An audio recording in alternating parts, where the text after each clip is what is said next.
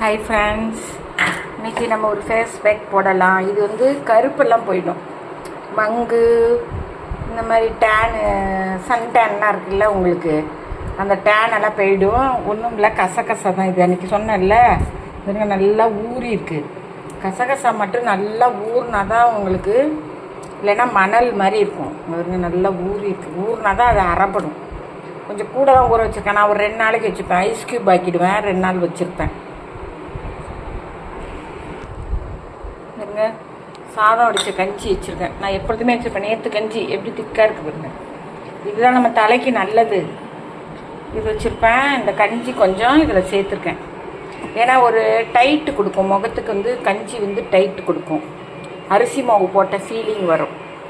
இதை நல்லா நம்ம அரைச்சிப்போம். கைஸ், கொஞ்சம் கஷ்டமாக தான் இருந்தது அரைக்கிறதுக்கு. இவ்வளோ தரம் ஊறியும் மணல் மாதிரி அரைக்க கஷ்டம். இப்போ அரைச்சிட்டேன் பாருங்க.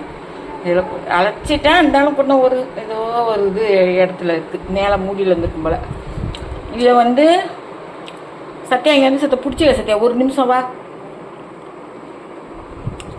இதை நல்லா நம்ம அப்ளை பண்ணணும். கையில் அப்ளை பண்ணி காமிக்கிறேன்.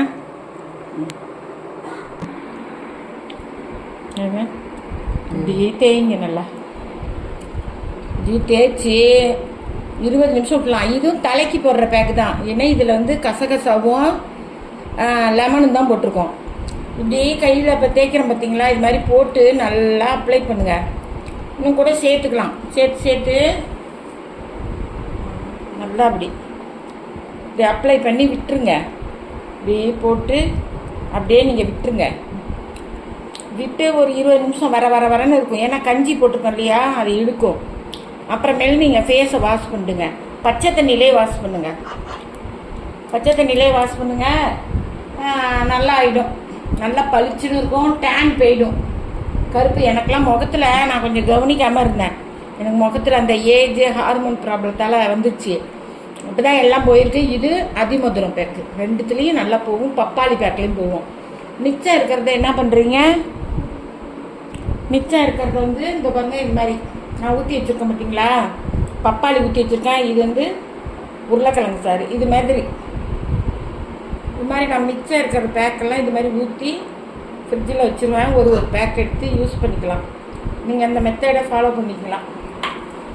பார்த்தீங்களா, இது போல் ஊற்றி ஃப்ரீசரில் வச்சுட்டோம்னா ஐஸ் கட்டி ஆகிடும். ஒன்று எடுத்துக்கலாம். ஒரு நாள் வேஸ்ட் ஆகாது. ஓகே கைஸ், இது பயனுள்ளதாக இருக்குன்னு நினைக்கிறேன். பாய்.